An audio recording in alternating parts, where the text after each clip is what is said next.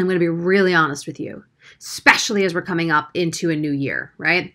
Now, we hear this word persistence a lot, but what really is it and how do we do it?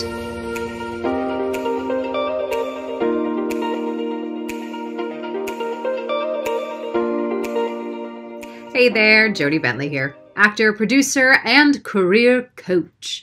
And today, I want to talk to you about persistence. Now, we hear this word persistence a lot, right? We know we get to be persistent. It comes out with my clients all the time. I got to be persistent. I got to do this. I got to be persistent. But what really is it and how do we do it? Because here is why most people fail. I'm going to be really honest with you, especially as we're coming up into a new year, right? Most people fail because they don't stick with the plan, or they don't reassess the plan to see what's working or not, and they're not resolute in their persistence in achieving the plan. So those three things are huge factors. So I have a client in my mastermind group. Let's just call him Dave. And Dave is working on his voiceover agent mailing. He's an animation guy. And we created the plan for him. He's in the middle of following his plan.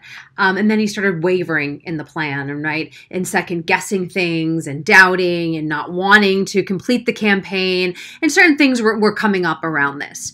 And I get it, right? Because he wasn't really following my 4 steps to be persistent, which I'm going to share with you in this video. Because to be persistent, you do need a plan.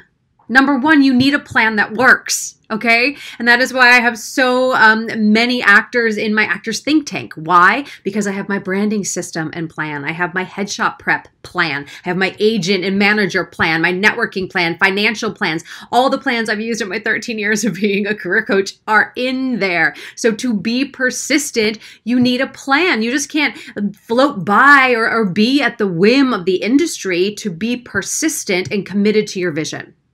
So that's step number 1, is you need a plan. Step number 2 is you get to take the emotion out of the plan. But if you have a plan and you have a system that's proven, that isn't just theory, that works, you just get to work the plan, right? We get to take the emotion out of it. And I get that this is challenging because as actors, we're putting ourselves on the line, right? It's you personally auditioning and putting you out there and sending an email with your name on it, right? So I get it. It's hard to disconnect ourselves from our business because we are our business. But when you have a plan, you get to take the emotion out of the plan and work the plan. Just work the plan. So that's what was happening with Dave. It's that the emotion was coming in, right? He wasn't trusting in the plan or working the plan. The emotion was getting in the way, right? Which that causes paralysis, fear, stasis, spiraling down. We know where that goes, right? We've all been there.